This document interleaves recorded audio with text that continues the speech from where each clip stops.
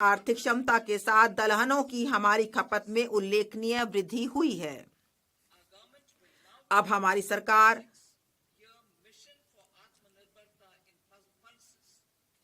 तूर, उड़द और मसूर पर विशेष ध्यान के साथ 6 वर्षीय दलहनों में आत्मनिर्भरता मिशन प्रारंभ करेगी। इसका विस्तृत विवरण अनुलग्न ख में दिया गया है। केंद्रीय एजेंसियों नेफेड और एनसीसीएफ में पंजीकरण और इनसे करार करने वाले किसानों से अगले 4 वर्षों के दौरान ये एजेंसियां इन 3 दलहनों की उतनी खरीद करने को तैयार रहेंगी जितनी उनके पास लाई जाएंगी। सब्जियों और फलों के लिए व्यापक कार्यक्रम। यह बात उत्साहवर्धक है कि हमारे लोग अपनी पोषण संबंधी आवश्यकताओं के बारे में भी लगातार जागरूक होते जा रहे हैं। यह समाज के स्वस्थ बनाने की निशानी है। आय के स्तरों को बढ़ाने के साथ सब्जियों, फलों और श्री अन्न का उपयोग अत्यधिक बढ़ रहा है। उत्पादन, प्रभावी आपूर्तियों, प्रसंस्करण और किसानों के लिए लाभकारी मूल्यों को बढ़ावा देने के लिए राज्यों की भागीदारी से एक व्यापक कार्यक्रम का शुभारंभ किया जाएगा। कार्यान्वयन के लिए उपयुक्त संस्थानिक तंत्र स्थापित किया जाएगा और किसान उत्पादक संगठनों और सहकारी समितियों की भागीदारी सुनिश्चित की जाएगी। बिहार में मखाना बोर्ड। इसके लिए बिहार के लोगों के पास एक विशेष अवसर है। मखानों का उत्पादन, प्रसंस्करण, मूल्य संवर्धन और विपणन में सुधार लाने के लिए बिहार में मखाना बोर्ड स्थापित किया जाएगा। इन कार्यक्रमों में लगे लोगों को एफपीओ में संगठित किया जाएगा। यह बोर्ड मखाना किसानों को पथ प्रदर्शन और प्रशिक्षण सहायता उपलब्ध कराएगा और यह सुनिश्चित करने के लिए भी कार्य करेगा कि उन्हें सभी संगत सरकारी योजनाओं के लाभ मिलें। राष्ट्रीय उच्च पैदावार बीज मिशन। राष्ट्रीय उच्च पैदावार बीज मिशन का कार्यान्वयन किया जाएगा, जिसका उद्देश्य 1. अनुसंधान परिवेश को बढ़ावा देना, 2. उच्च पैदावार, कीट प्रतिरोधी और जलवायु अनुकूलन के गुणों से संपन्न बीजों को लक्षित विकास और प्रचार करना, 3 जुलाई 2024 से जारी किए गए बीजों की 100 से अधिक किस्मों को वाणिज्यिक स्तर पर उपलब्ध कराना होगा। मत्स्य उद्योग। भारत मत्स्य उत्पादन और जलीय कृषि के क्षेत्र में विश्व भर में दूसरा सबसे बड़ा उत्पादक देश है। समुद्री खाद्य निर्यात का मूल्य 60,000 करोड़ है। समुद्री क्षेत्र की अनुप्रयुक्त संभावनाओं के द्वार खोलने के लिए हमारी सरकार अंडमान और निकोबार तथा लक्षद्वीप जैसे द्वीपों पर विशेष ध्यान देने के साथ भारतीय विशिष्ट आर्थिक क्षेत्र और गहरे समुद्र में सतत मछली पकड़ने को बढ़ावा देने के लिए अनुकूल फ्रेमवर्क लाएगी। कपास उत्पादकता मिशन। कपास उगाने वाले लाखों किसानों के लाभ के लिए कपास उत्पादकता मिशन की घोषणा करते हुए मुझे हार्दिक प्रसन्नता हो रही है। इस 5 वर्षीय मिशन से कपास कृषि की उत्पादकता और वहनीयता में पर्याप्त सुधार लाने में मदद मिलेगी और कपास की अधिक लंबे रेशे वाली किस्मों को बढ़ावा मिलेगा। किसानों को विज्ञान और प्रौद्योगिकी की सर्वोत्तम सहायता उपलब्ध कराई जाएगी। वस्त्र क्षेत्र के लिए हमारे 5F के समेकित विजन के अनुरूप इससे किसानों की आमदनी बढ़ाने में मदद मिलेगी और भारत के परंपरागत वस्त्र क्षेत्र में नई जान फूंकने के लिए गुणवत्तापूर्वक किसान की निरंतर आपूर्ति सुनिश्चित होगी। किसान क्रेडिट कार्ड के माध्यम से अधिक ऋण। किसान क्रेडिट कार्ड के सीसी से 7.7 करोड़ किसानों, मछुआरों और डेयरी किसानों को अल्पकालिक ऋणों की सुविधा मिलती है। संशोधित ब्याज सब्सिडी योजना के अंतर्गत किसान क्रेडिट कार्ड के माध्यम से लिए जाने वाले ऋणों के लिए ऋण सीमा 3 लाख से बढ़ाकर 5 लाख कर दी जाएगी। असम में यूरिया संयंत्र।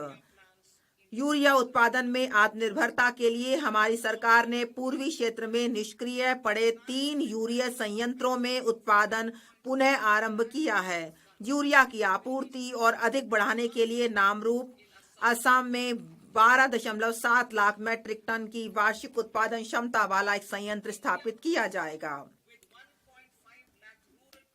1.5 लाख ग्रामीण डाकघर वाले भारतीय डाक को भारतीय डाक पेमेंट बैंक और 2.4 लाख डाक सेवकों के विशाल नेटवर्क की सहायता से ग्रामीण अर्थव्यवस्था के उत्प्रेरक के रूप में कार्य करने के लिए तैयार किया जाएगा। इसका विवरण अनुलग्न ग में दिया गया है। भारतीय डाक को विशाल सार्वजनिक लॉजिस्टिक संगठन के रूप में बदला जाएगा। इससे विश्वकर्माओं, नए उद्यमियों, महिलाओं, स्व सहायता समूहों, सूक्ष्म, लघु और मध्यम उद्यमों तथा बड़े कारोबारी संगठनों की बढ़ती आवश्यकताओं की पूर्ति होगी। एनसीडीसी को सहायता। हमारी सरकार सहकारी क्षेत्र के लिए एनसीडीसी के ऋण कार्यों के लिए सहायता प्रदान करेगी। दूसरे इंजन के रूप में सूक्ष्म, लघु और मध्यम उद्यम। अब मैं दूसरे इंजन के रूप में सूक्ष्म, लघु और मध्यम उद्यमों की ओर बढ़ती हूँ, जिनसे 5.7 करोड़ एमएसएमई पर ध्यान के साथ विनिर्माण और सेवाएं शामिल हैं। एमएसएमई के लिए वर्गीकरण मानदंड में संशोधन। वर्तमान में 7.5 करोड़ लोगों को रोजगार देने वाले और हमारे विनिर्माण में 36% का योगदान करने वाले 1 करोड़ से अधिक पंजीकृत एमएसएमई मिलकर भारत को वैश्विक विनिर्माण केंद्र बनाने के प्रयास कर रहे हैं।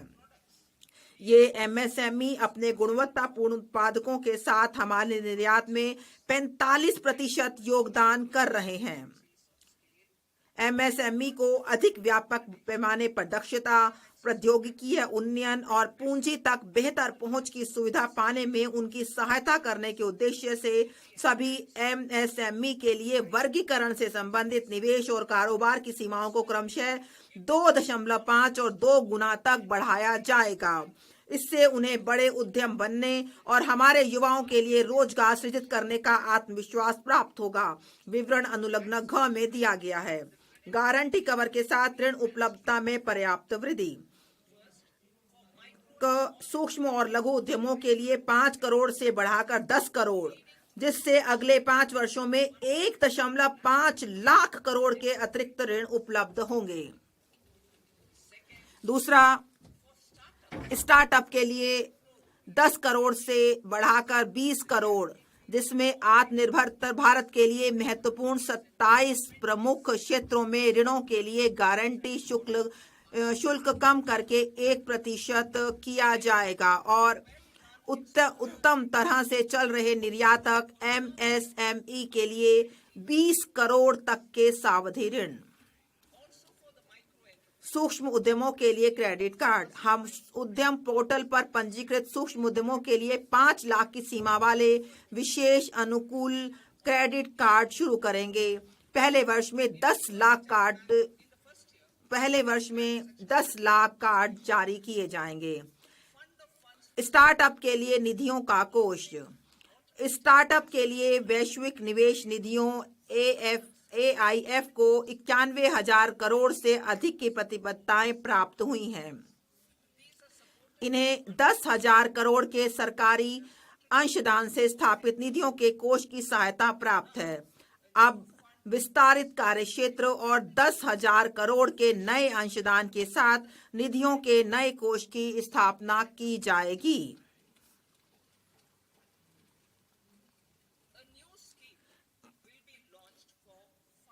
पहली बार उद्यमों के लिए नई योजना। 5 लाख महिला, अनुसूचित जाति और अनुसूचित जनजाति के उद्यमों के लिए एक नई योजना शुरू की जाएगी। इससे अगले 5 वर्षों के दौरान 2 करोड़ तक का सावधि ऋण उपलब्ध होगा। इस योजना में सफल स्टैंड अप इंडिया स्कीम से प्राप्त अनुभवों को शामिल किया जाएगा। उद्यमशीलता और प्रबंधकीय कौशलों के लिए ऑनलाइन क्षमता निर्माण कार्यक्रम भी आयोजित किए जाएंगे। श्रम सघन क्षेत्रों के लिए उपाय। श्रम सघन क्षेत्रों में रोजगार और उद्यमशीलता के अवसरों को बढ़ावा देने के लिए हमारी सरकार विशिष्ट नीतिगत और सहायक उपाय करेगी।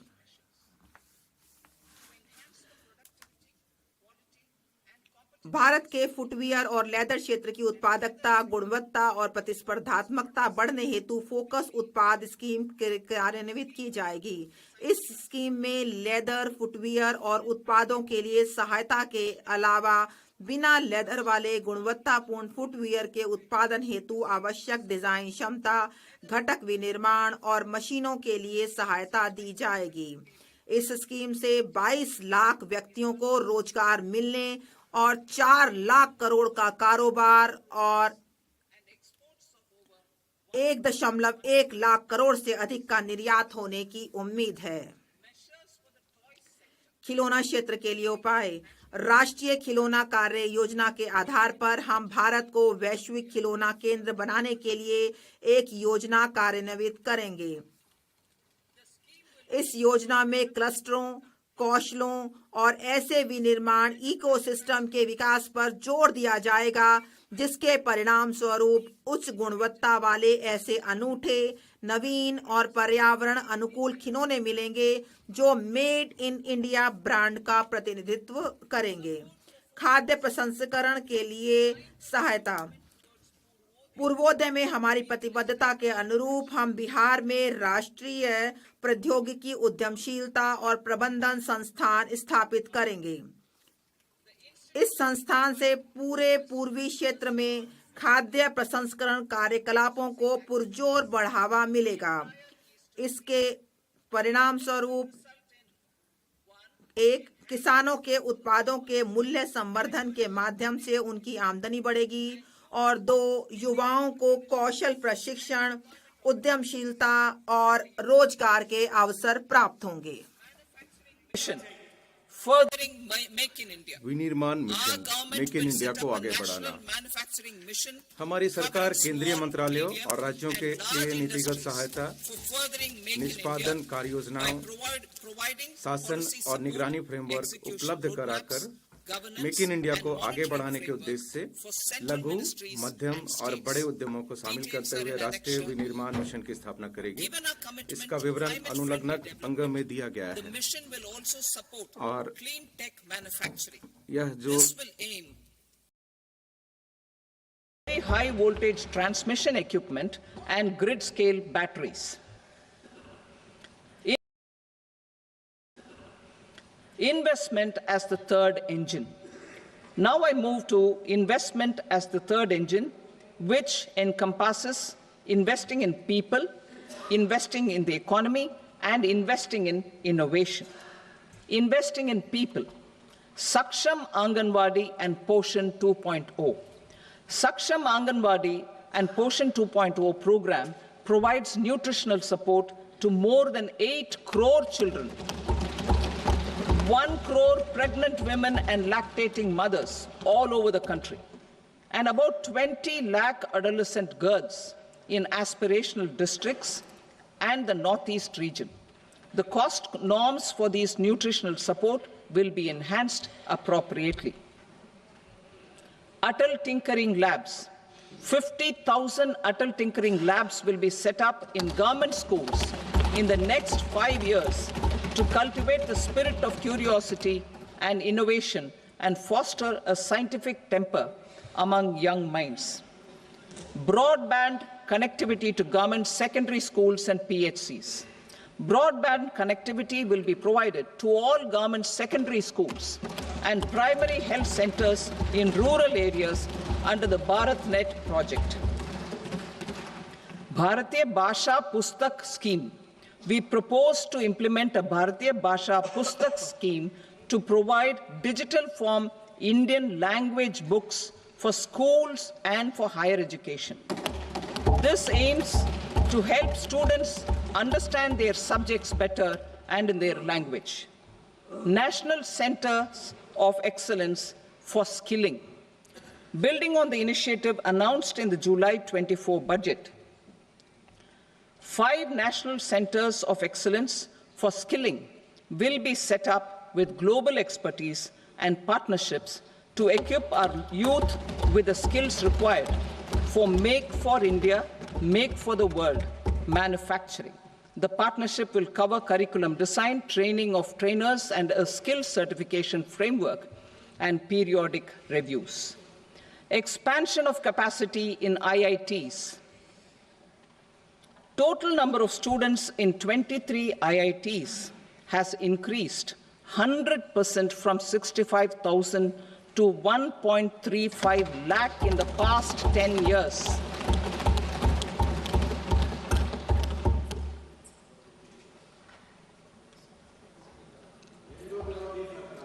Additional infrastructure will be created in the 5 IITs started after 2014 to facilitate education for 6,500 more students.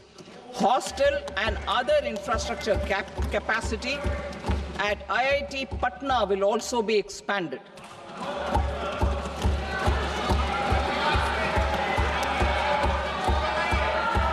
Center of Excellence.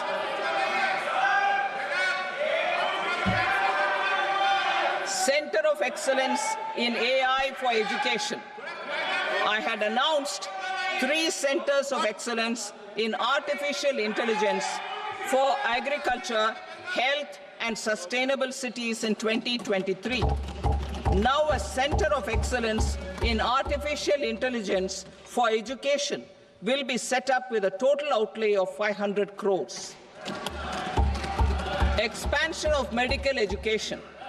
Our government has added almost 1.1 lakh undergraduate and postgraduate medical education seats in 10 years, an increase of 130%. In the next year, 10,000 additional seats will be added in medical colleges and hospitals towards the goal of adding 75,000 seats in the next 5 years.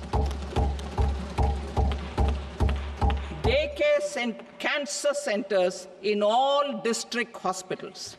Our government will facilitate setting up of daycare cancer centers in all district hospitals in the next 3 years. 200 centers will be established in 25-26 itself. Strengthening urban livelihoods. Our government has been giving priority to assisting urban poor and vulnerable groups. A scheme for socio-economic upliftment of urban workers will be implemented to help them improve their incomes, have sustainable livelihoods, and a better quality of life. PM Swanidhi scheme has benefited more than 68 lakh street vendors, giving them respite from high-interest informal sector loans. Building on this success, the scheme will be revamped with enhanced loans from banks, UPI-linked credit cards with 30,000 rupees limit, and capacity building support. Social Security Scheme for welfare of online platform workers. Gig workers of online platforms provide great dynamism to the new age services economy. Recognizing their contribution, our government will arrange for their identity cards and registration on the e-Shram portal. They will be provided health care under PM Jan Arogya Yojana. This measure is likely to assist nearly 1 crore gig workers.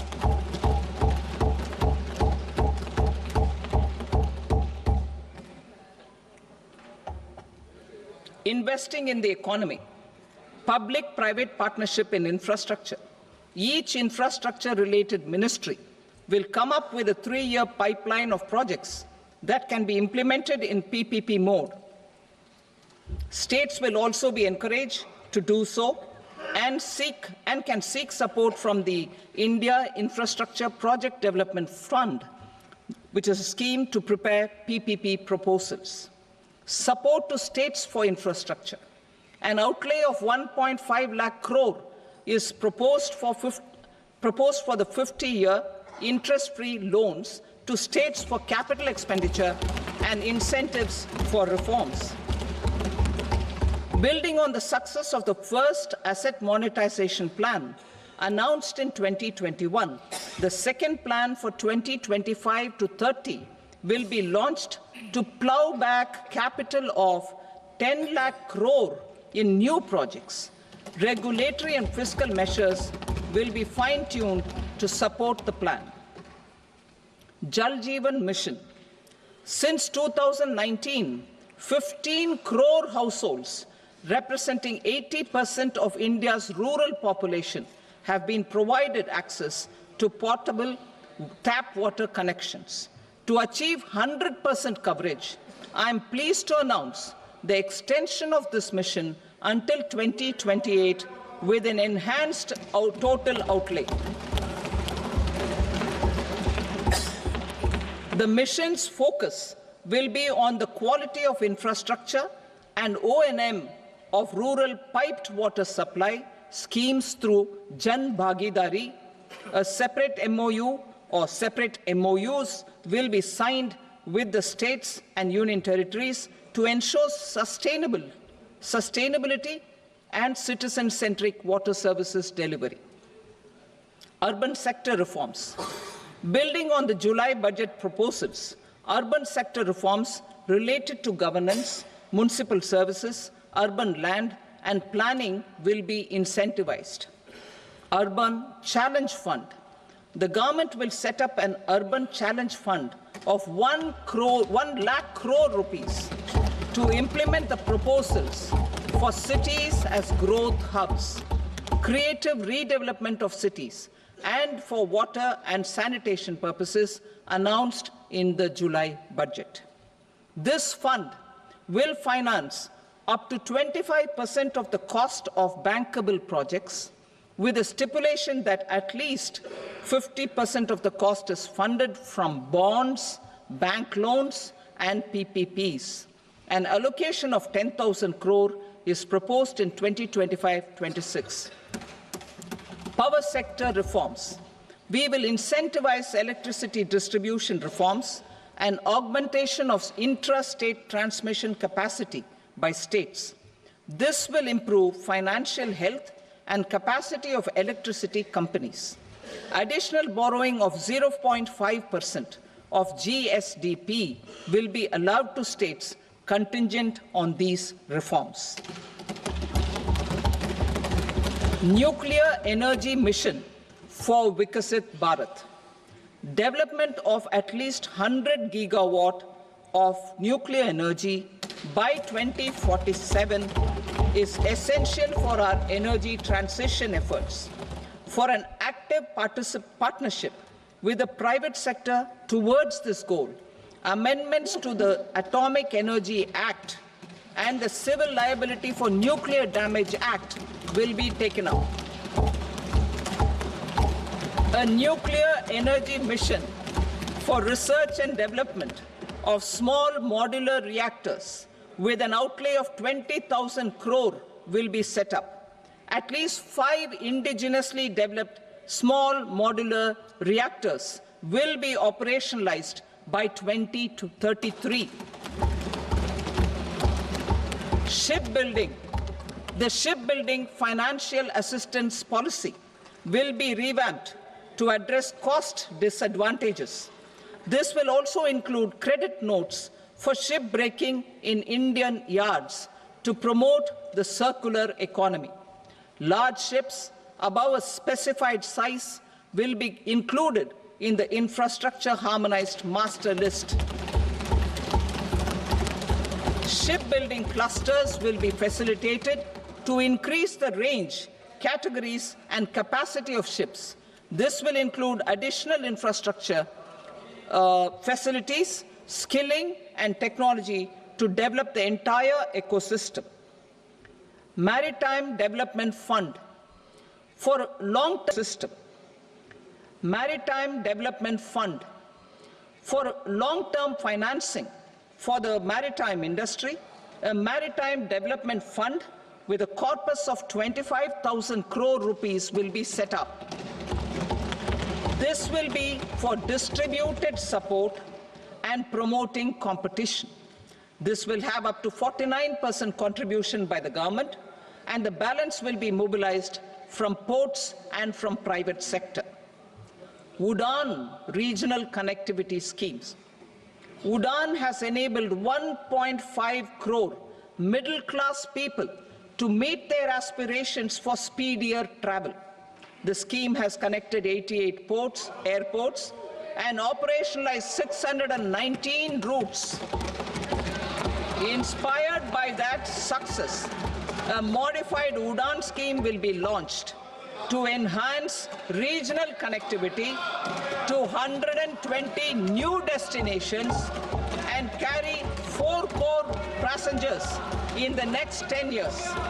4 crore additional passengers in the next 10 years. The scheme will also support helipads and smaller airports in hilly, aspirational and northeast regional districts.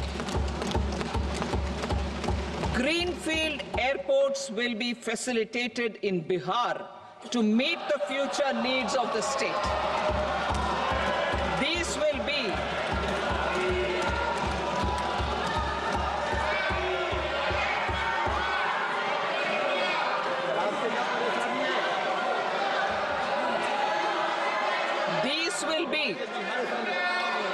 will be in addition to the expansion of the capacity of Patna Airport and a brownfield airport in Beta. Western Kosi Canal project in Mithilanchal.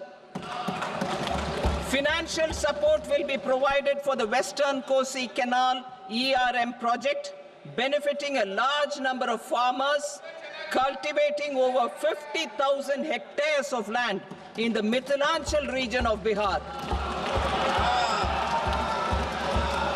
Mining sector reforms.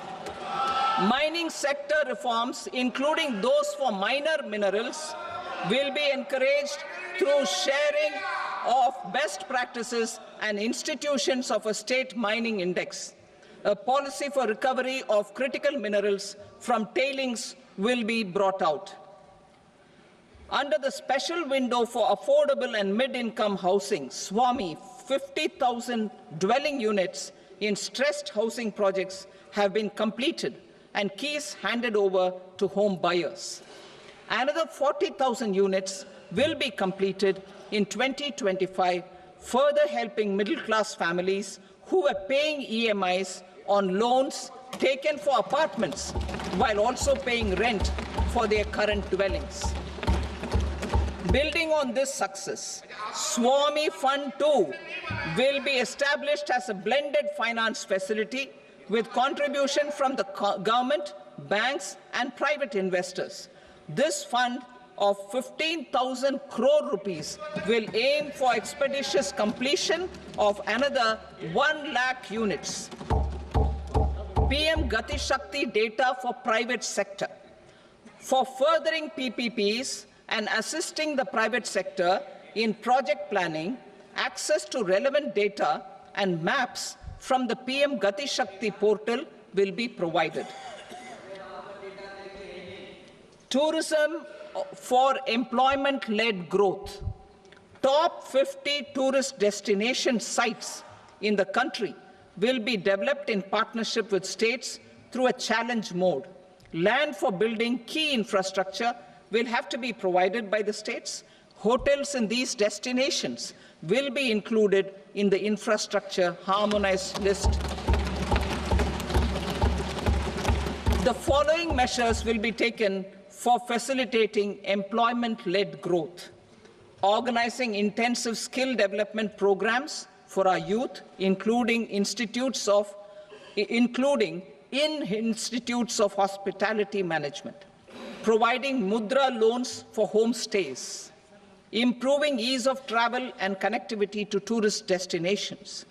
Providing performance-linked incentives to states for effective destination management, including tourist amenities, cleanliness, and marketing efforts, and introducing streamlined e-visa facilities along with visa fee waivers for certain tourist groups.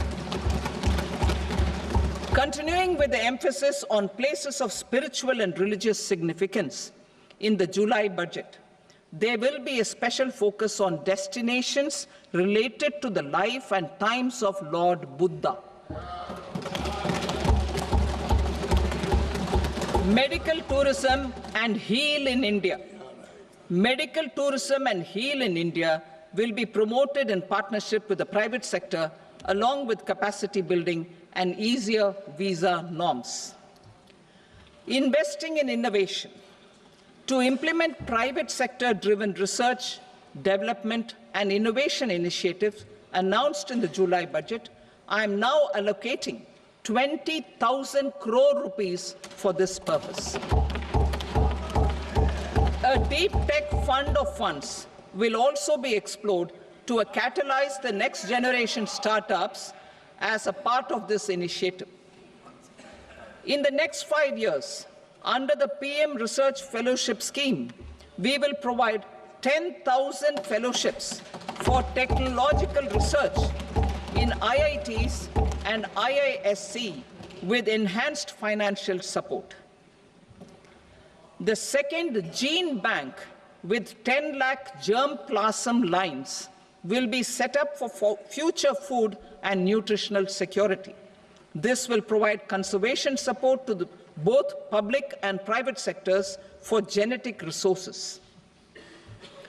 We will start a national geospatial mission to develop foundational geospatial infrastructure and data. Using PM Gati Shakti, this mission will facilitate modernization of land records, urban planning, and design of infrastructure projects. A Gyan Bharatam mission for survey, documentation, and conservation of our manuscript heritage with academic institutions, museums, libraries, and private collectors will be undertaken to cover more than 1 crore manuscripts. We will set up a national digital repository of Indian knowledge systems for knowledge sharing. Now I move to exports as the fourth engine. We will set up an export promotion mission with sectoral and ministerial targets driven jointly by the Ministries of Commerce, MSME, and Finance. It will facilitate easy access to export credit, cross-border factoring support, support to MSMEs to tackle non-tariff measures in overseas markets. A digital public infrastructure, Bharat Trade Net, for international trade will be set up as a unified platform for trade documentation and financing solutions. This will complement the Unified Logistics Interface platform. The BTN will be aligned with international practices. Support will be provided to develop domestic manufacturing capacities for our economy's integration with global supply chains. Sectors will be identified based on objective criteria.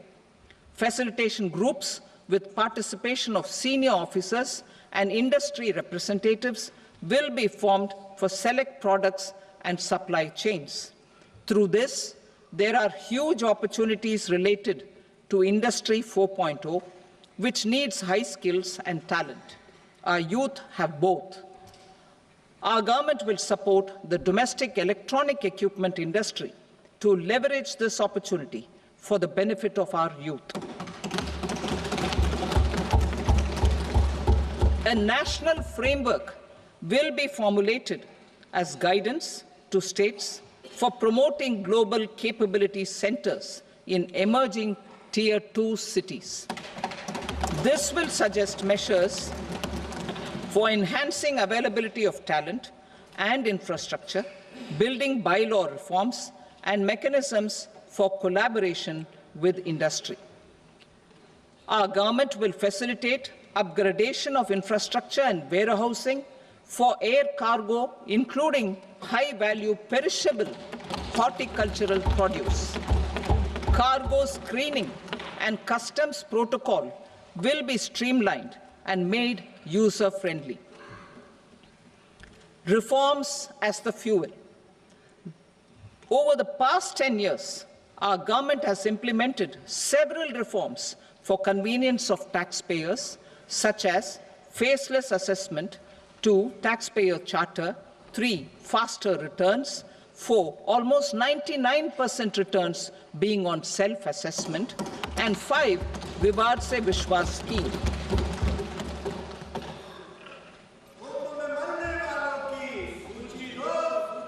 Continuing these efforts, I reaffirm the commitment of the Tax Department to trust first, scrutinize later.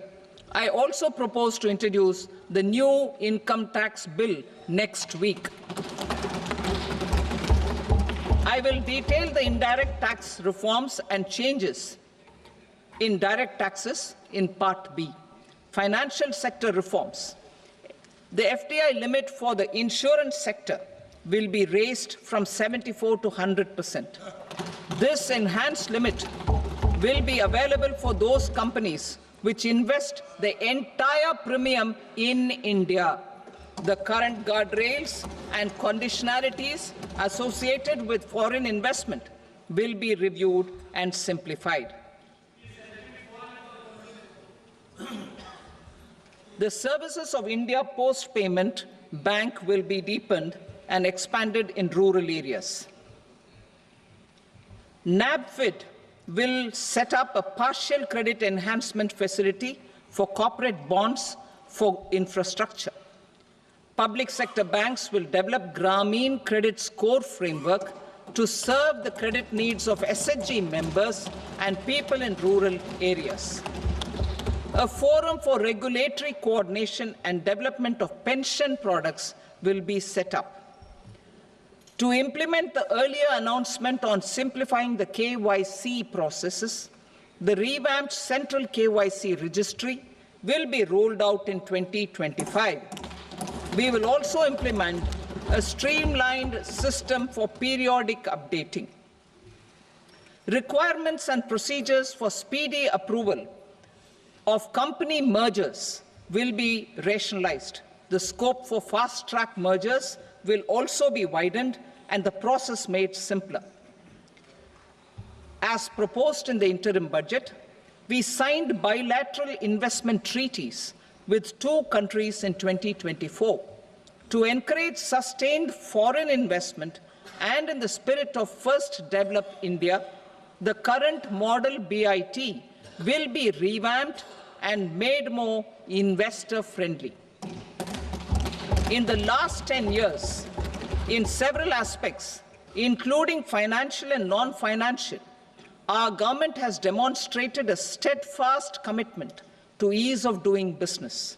We are determined to ensure that our regulations must keep up with technological innovations and global policy developments. A light-touch regulatory framework based on principles and trust will unleash productivity and employment. Through this framework, we will update regulations that were made under old laws.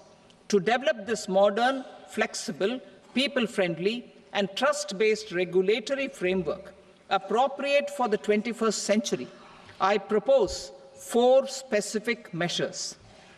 A high-level committee for regulatory reforms will be set up for a review of all non-financial sector regulations, certifications, licenses, and permissions. The committee will be expected to make recommendations within a year. The objective is to strengthen trust-based economic governance and take transformational measures to enhance ease of doing business, especially in matters of inspection and compliances. States will be encouraged to join in this endeavor.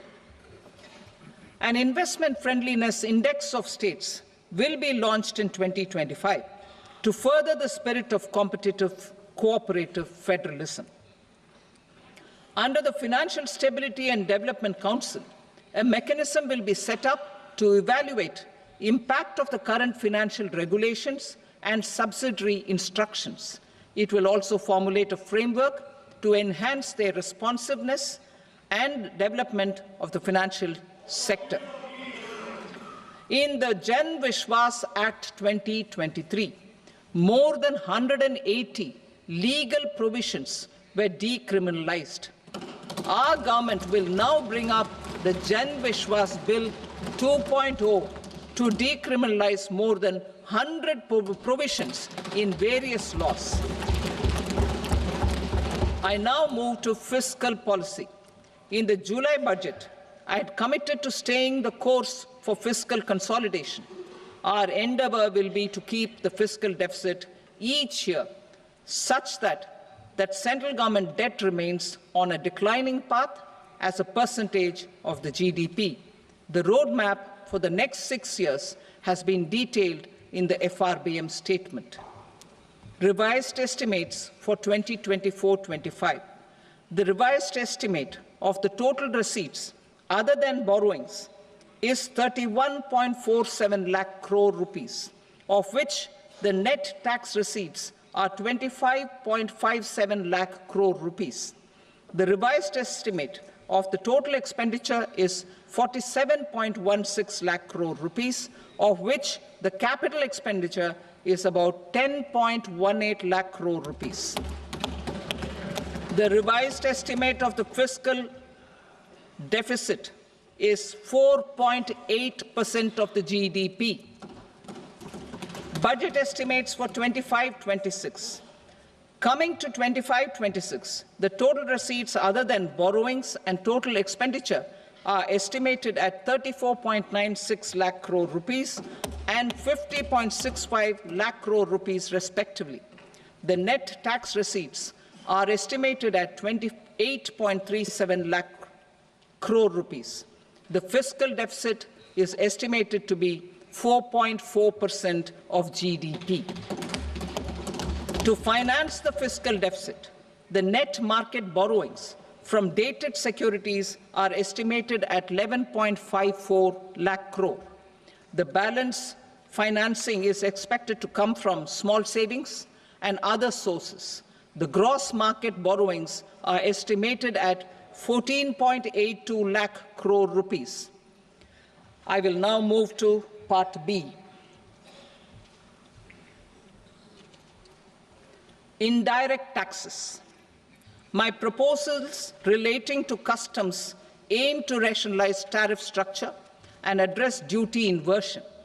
These will also support domestic manufacturing and value addition, promote exports, facilitate trade, and provide relief to common people. Rationalization of customs tariff structure for industrial goods. As a part of comprehensive review of customs rate structure announced in July 2024 budget, I propose to 1. Remove 7 tariff rates. This is over and above the 7 tariff rates removed in 23-24 budget. After this, there will be only 8 remaining tariff rates, including 0 rate. 2. Apply appropriate cess to broadly maintain effective duty incidence, except on a few items where such incidence will reduce marginally. 3. Levy not more than 1 cess or surcharge. Therefore, I propose to exempt social welfare surcharge on 82 tariff lines that are subject to a cess. I shall now take up sector-specific proposals. To provide relief to patients, particularly those suffering from cancer, rare diseases, and other severe chronic diseases, I propose to add 36 life-saving drugs and medicines to the list of medicines fully exempted from basic custom duty.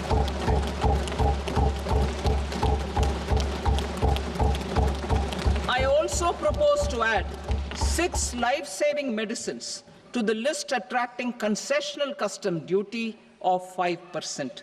Full exemption and concessional duty will also respectively apply on the bulk drugs for manufacture of the above. Specified drugs and medicines under patient assistance programs run by the pharmaceutical companies are fully exempt from BCD, provided the medicines are supplied free of cost to the patients. I propose to add 37 more medicines along with 13 new patient assistance programs. Support to domestic manufacturing and value addition. Critical minerals. In the July 2024 budget, I had fully exempted BCD on 25 critical minerals that are not domestically available. I had also reduced BCD of 2 other such minerals, to provide a major fillip to their processing, especially by MSMEs. Now, I propose to fully exempt cobalt powder and waste, the scrap of lithium-ion battery, lead, zinc, and 12 more critical minerals.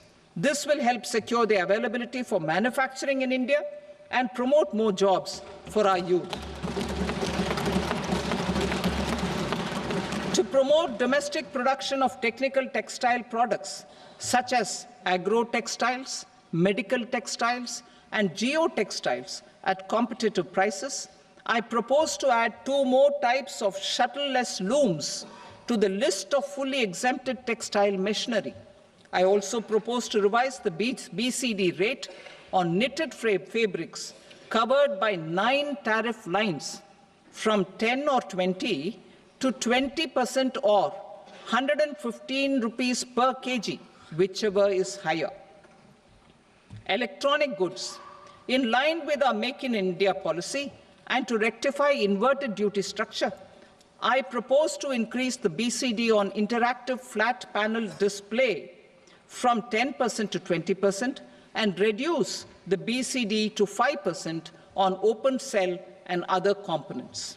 In 23-24 budget, for the manufacture of open cells of LCD, LED TVs, I had reduced the BCD on parts of open cells from 5% to 2.5%.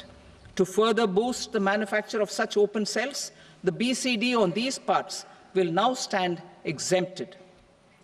Lithium-ion battery. To the list of exempted capital goods, I propose to add 35 additional capital goods for EV battery manufacturing and 28 additional capital goods for mobile phone battery manufacturing. This will boost domestic manufacture of lithium-ion batteries, both for mobile phones and for electric vehicles. Shipping sector. Considering that shipbuilding has a long gestation period, I propose to continue the exemption of BCD on raw materials, components, consumables, or parts for the manufacture of ships for another 10 years.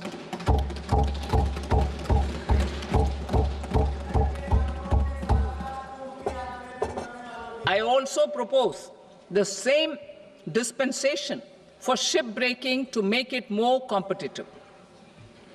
Telecommunication.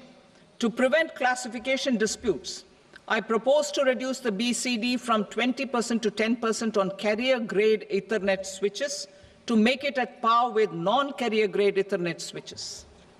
Export promotion. To facilitate exports of handicrafts, I propose to extend the time period for export from 6 months to 1 year, further extendable by another 3 months if required. I also propose to add 9 items to the list of duty-free inputs. Leather sector.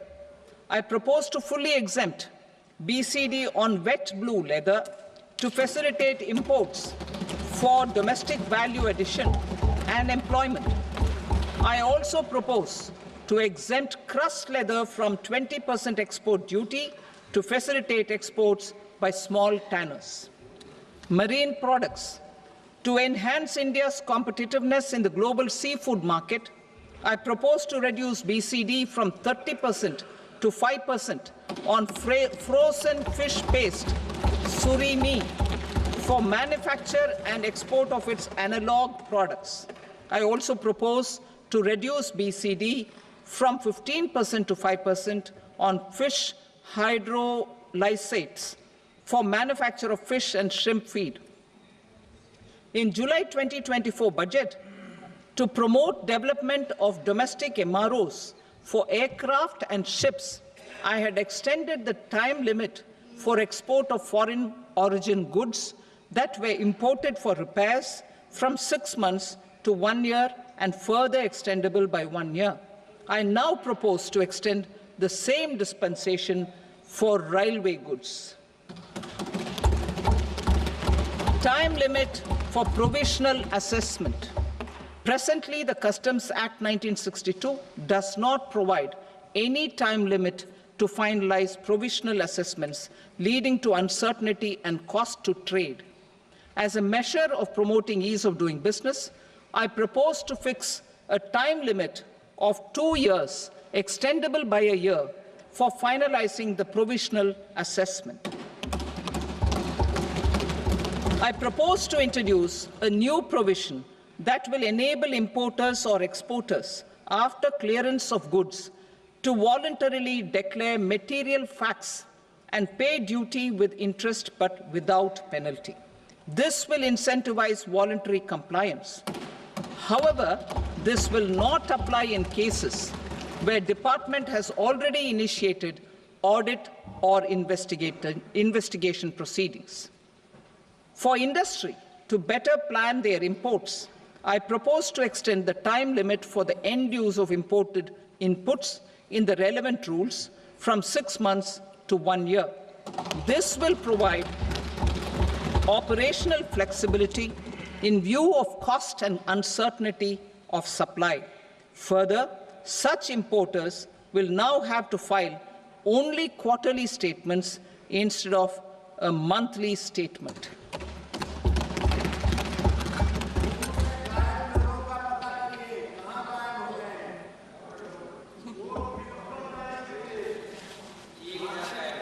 I now come to my direct tax proposals.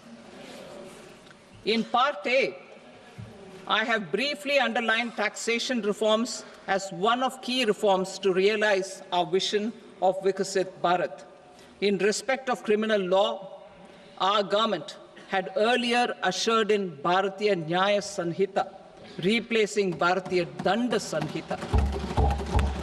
I am happy to inform this august House and the country that for new income tax bill will carry forward the same spirit of Nyaya in its drafting as well.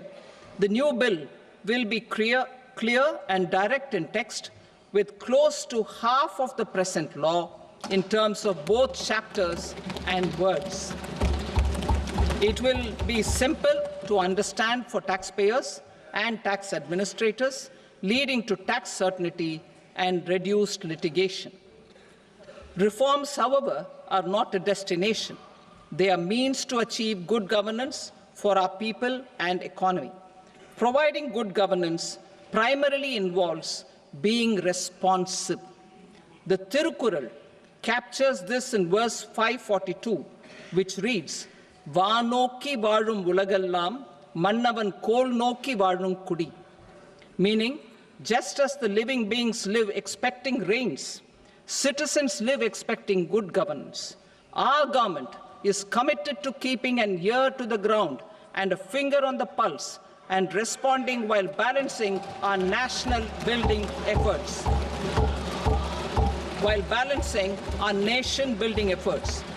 The following measures will detail just how our government will, under the guidance of PM Modi, has taken steps to understand and address. I repeat that sentence, sir.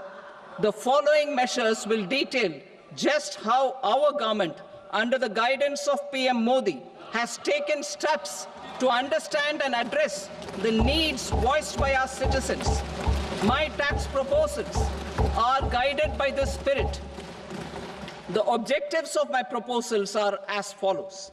Personal income tax reforms with special focus on middle class.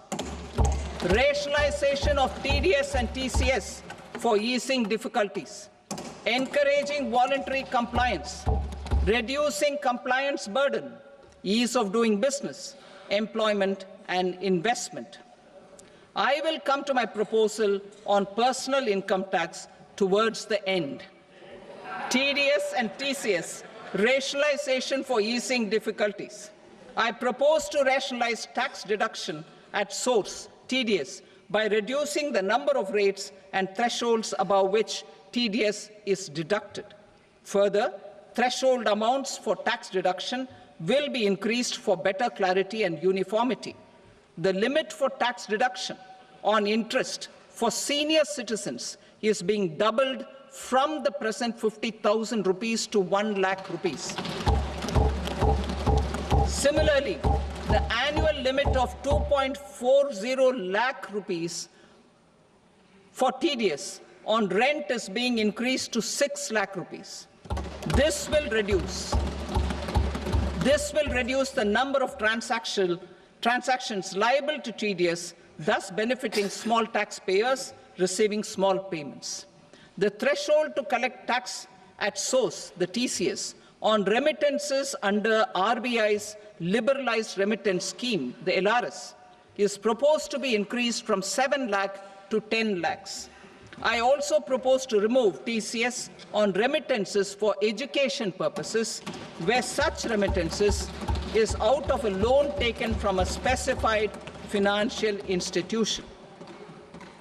Both TDS and TCS are being applied on any transaction related to sale of goods. To prevent such compliance difficulties, I propose to omit the TCS. I also propose that the provisions of the higher TDS deduction will now apply only in non-PAN cases.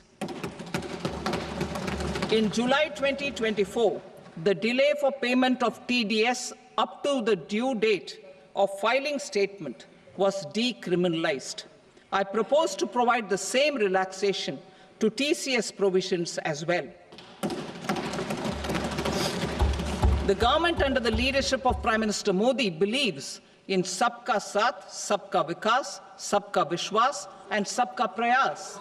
In line with this, we brought in updated return facility in 2022 for voluntary compliance by taxpayers who had omitted to report their correct income.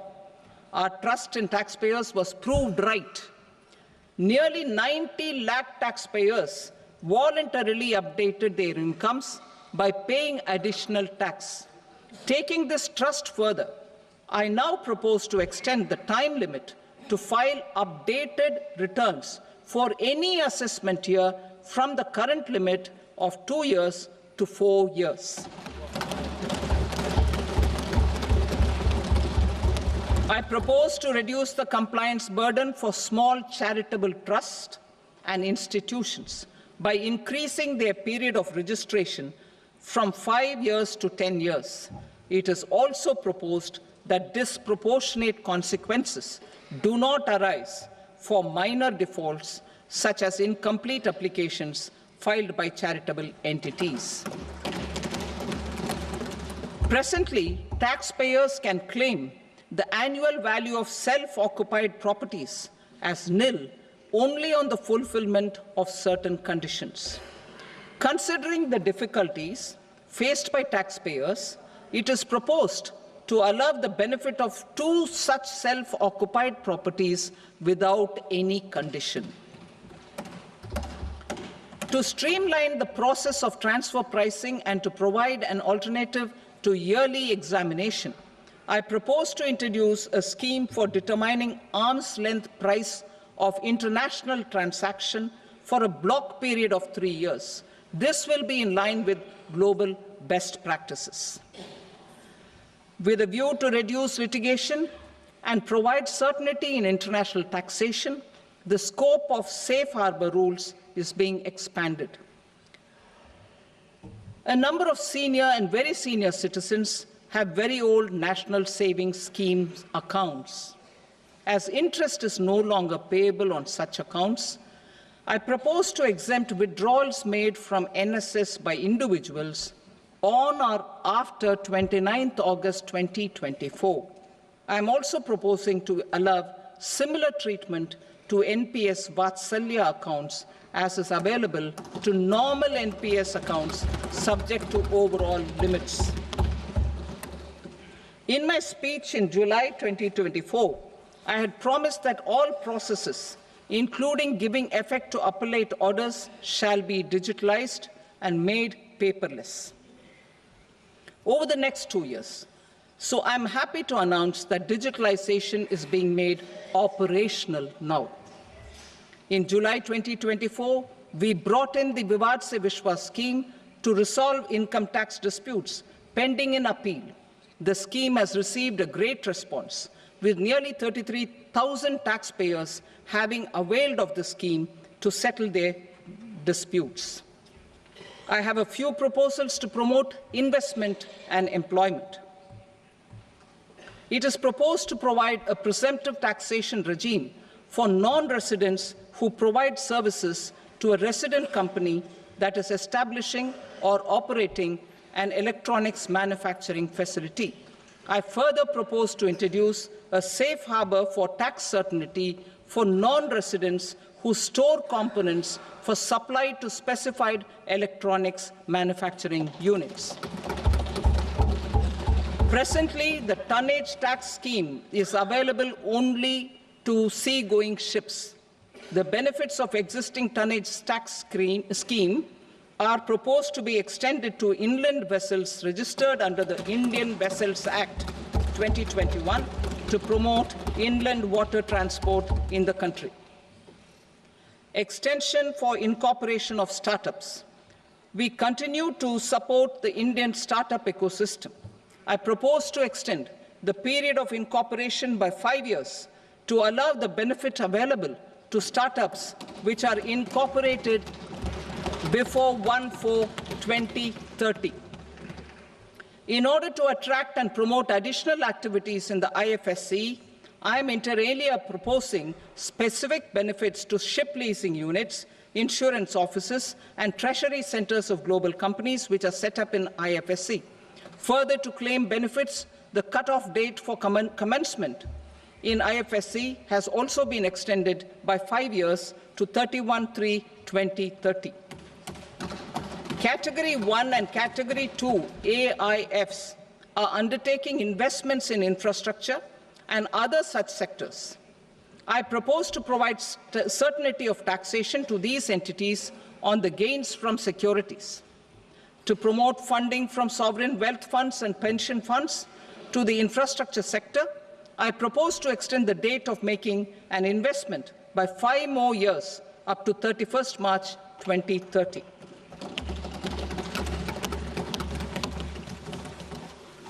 Personal income tax reforms with special focus on middle class. Democracy, demography, and demand are the key support pillars in our journey towards Vikasit Bharat. The middle class provides strength for India's growth. This government, under the leadership of Prime Minister Modi, has always believed in the admirable energy and ability of the middle class in nation building. In recognition of their contribution,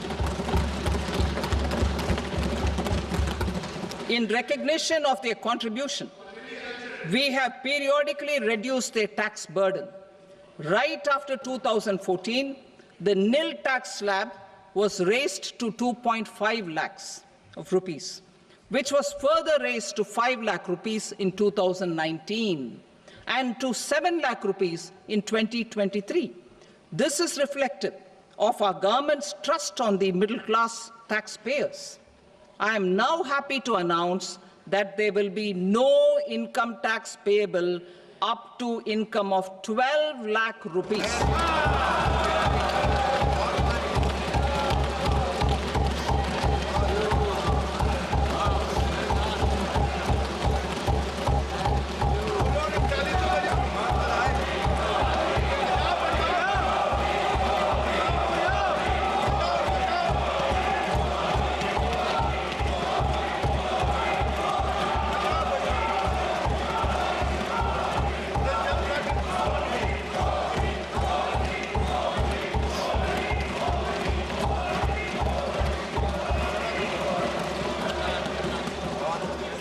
So, average income of 1 lakh per month, other than the special rate income such as capital gains, under the new regime.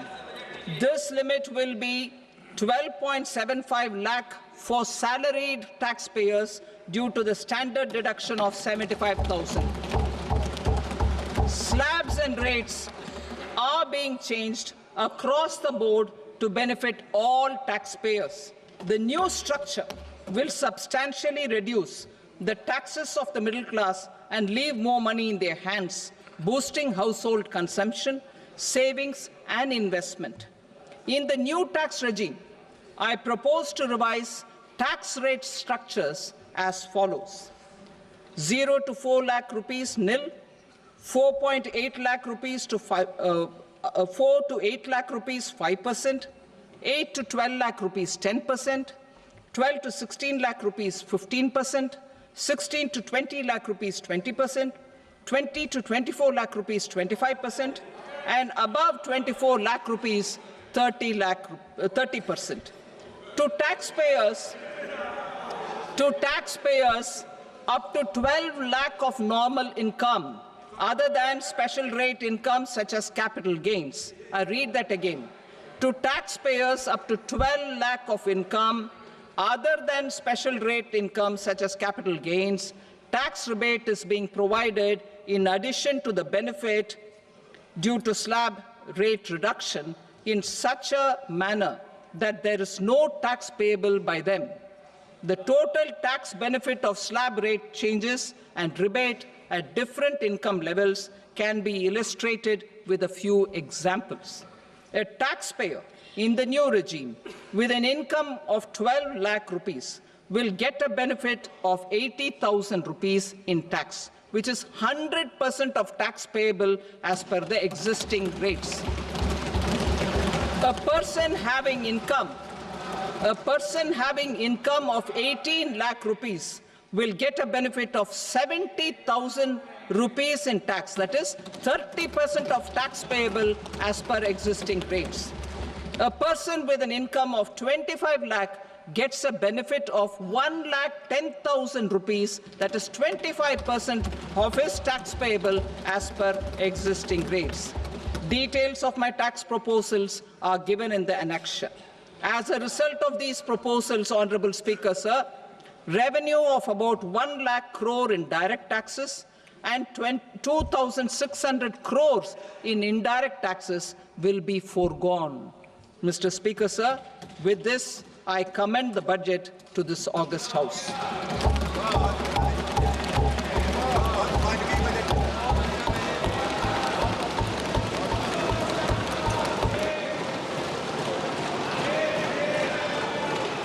Item number 2, Srimati Nirmala Sitharaman. Sir, with your permission, I rise to lay on the table the following statements under Section 3(1) of the Fiscal Responsibility and Budget Management Act, 2003. Medium-term fiscal policy cum fiscal policy strategy statement and macroeconomic framework statement. Item number 3, Srimati Nirmala Sitharaman. Sir, with your permission, I rise to move for leave to introduce the Finance Bill 2025. प्रश्न ये है कि विधेयक को पुनर्स्थापित करने की अनुमति प्रदान की जाए। जो सदस्य इसके पक्ष में हाँ कहें, जो सदस्य विरोध में ना कहें, मेरे विचार में निर्णय हाँ वालों के पक्ष में हुआ, हाँ वालों के पक्ष में अनुमति प्रदान की जाती है। माननीय मंत्री जी अब विधेयक को पुनर्स्थापित करें। Sir, I introduce the bill. Thank you. सभा की कार्रवाई सोमवार दिनांक 3 फरवरी 2025 को प्राप्त 11 बजे तक के लिए स्थगित की जाती है।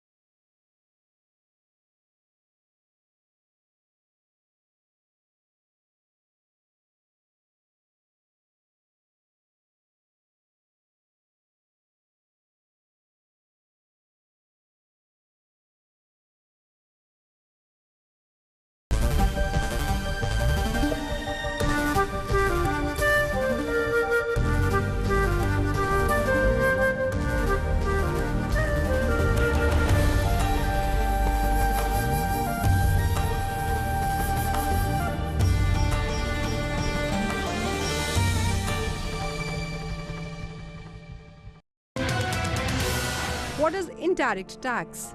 In the case of indirect tax, the burden of tax can be shifted by the taxpayer to someone else. Indirect tax has the effect of raising the price of the products on which they are imposed. Customs duty, central excise, service tax, and value-added tax are examples of indirect tax.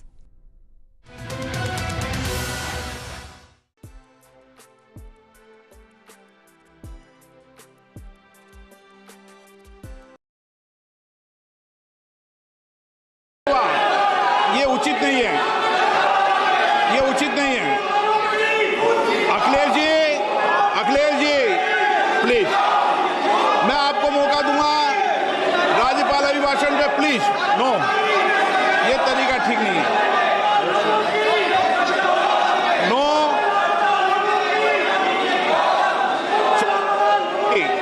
राज्यपाल अभिभाषण पे चर्चा होगी। No तरीका। Honorable Speaker, I present the budget for 25-26. This budget continues our government's efforts to A. Accelerate growth, B. Secure inclusive development, C. Invigorate private sector investments, D. Uplift household sentiments, and E. Enhance spending power of India's rising middle class. Together, we embark on a journey to unlock our nation's tremendous potential for greater prosperity and global positioning under the leadership of Honorable Prime Minister Shri Narendra Modi.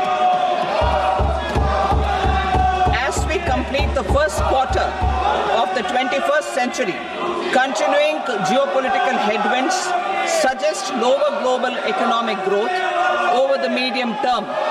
However, our aspiration for a Vikasit Bharat inspires us, and the transformative work we have done during our government's first 2 terms guides us to march forward resolutely. Our economy is the fastest growing among all major economies.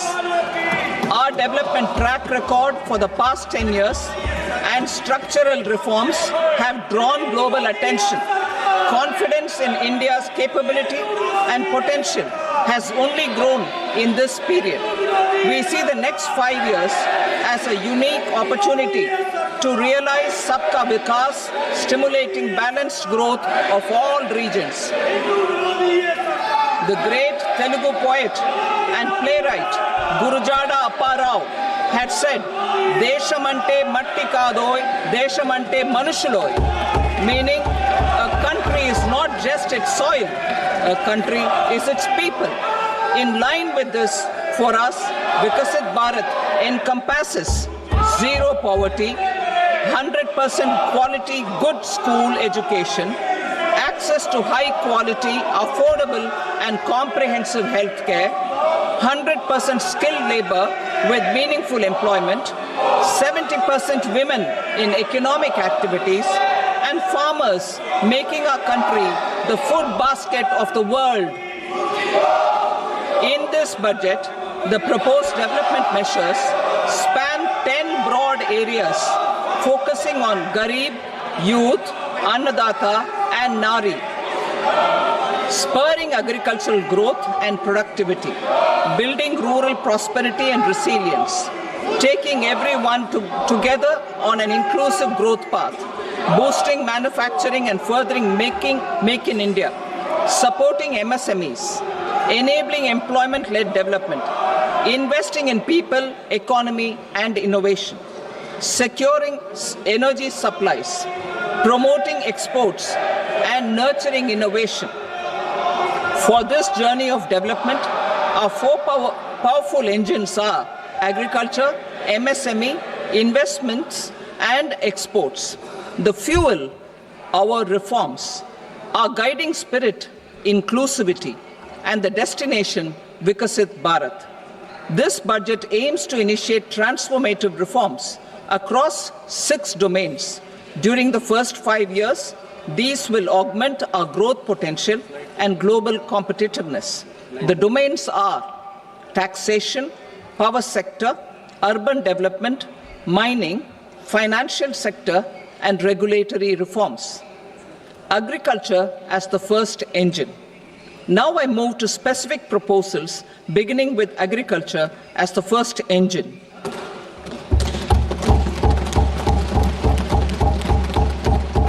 Prime Minister Dhan Dhanya Krishi Yojana, developing agri-districts program. Motivated by the success of the aspirational district program, our government will undertake a Prime Minister Dhan Dhanya Krishi Yojana in partnership with states. Through the convergence of existing schemes and specialized measures, the program will cover 100 districts with low productivity, moderate crop intensity, and below average credit parameters. It aims to 1. Enhance agricultural productivity, 2. Adopt crop diversification and sustainable agricultural practices, 3. Augment post-harvest storage at the panchayat and block level, 4. Improve irrigation facilities, and 5. Facilitate availability of long-term and short-term credit. This program is likely to help 1.7 crore farmers.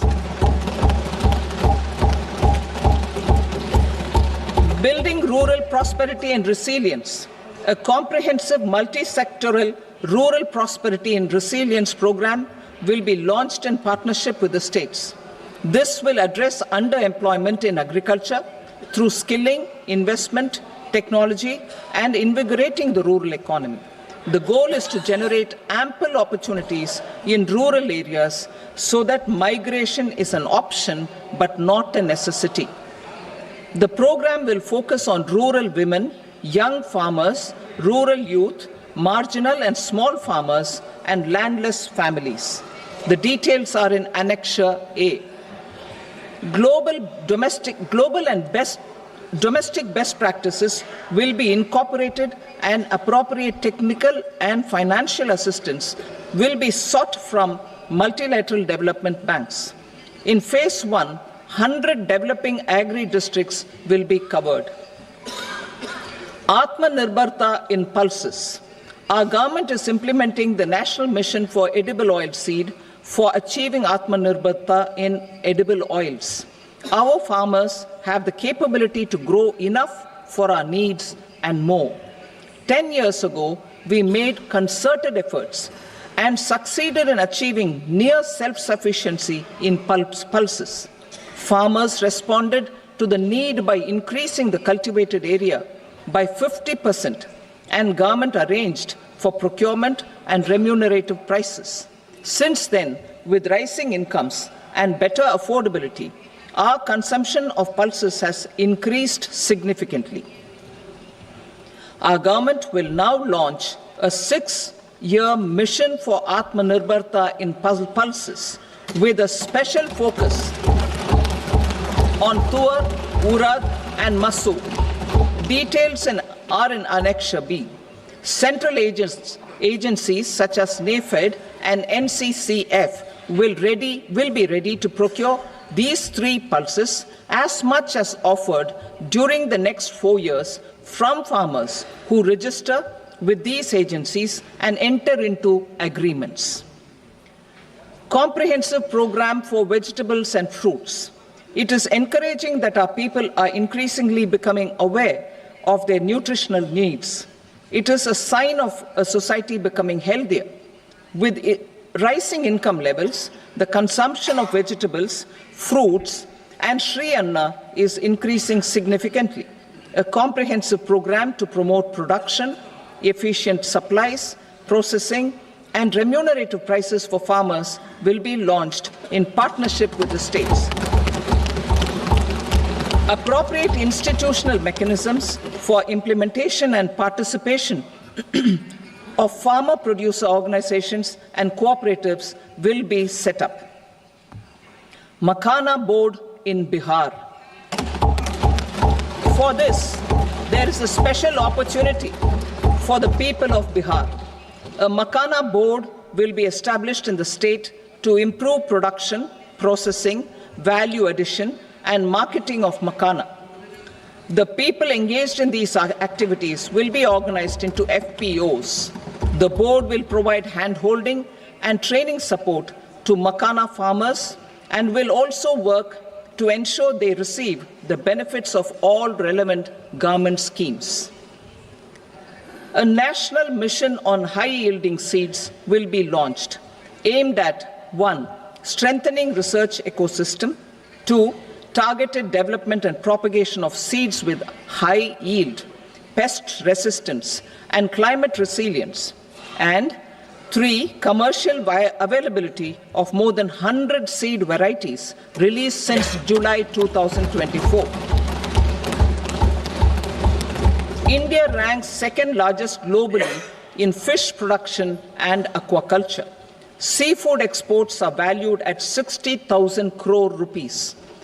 To unlock the untapped potential of the marine sector, our government will bring in an enabling framework for sustainable harnessing of fisheries from Indian exclusive economic zone and high seas, with a special focus on the Andaman and Nicobar and Lakshadweep Islands. For the benefit of lakhs of cotton growing farmers, I am pleased to announce a mission for cotton productivity. This 5-year mission will facilitate significant improvements in productivity and sustainability of cotton farming and promote extra long staple cotton varieties. The best of science and technology support will be provided to farmers. Aligned with our integrated 5F vision for the textile sector, this will help in increasing incomes of the farmers and ensure a steady supply of quality cotton for rejuvenating India's traditional textile sector.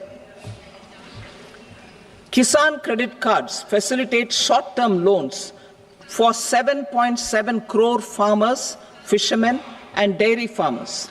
The loan limit under modified interest subvention scheme will be enhanced from 3 lakh rupees to 5 lakh rupees for loans taken through the KCC. For Atmanirbharta in urea production, our government had reopened 3 dormant urea plants in the eastern region. To further augment urea supply, a plant with annual capacity of 12.7 lakh metric tons will be set up at Namrup in Assam.